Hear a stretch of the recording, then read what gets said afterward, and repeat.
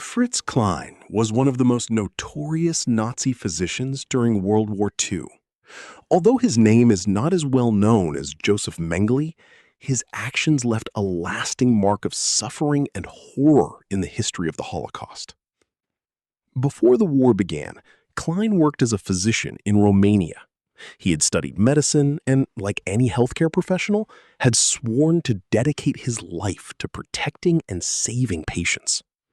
However, with the rise of the Nazi regime and the spread of its ideology, he abandoned the fundamental principles of medicine altogether and became an active collaborator in one of the most cruel systems ever created.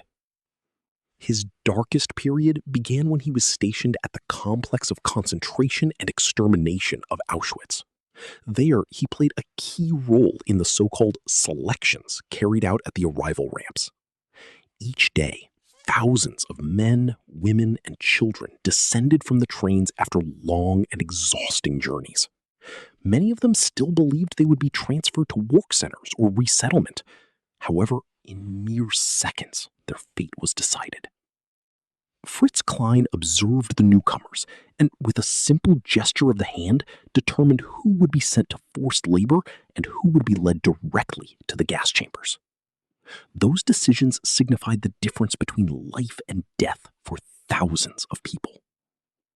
A Holocaust survivor recalled years later a scene she never forgot.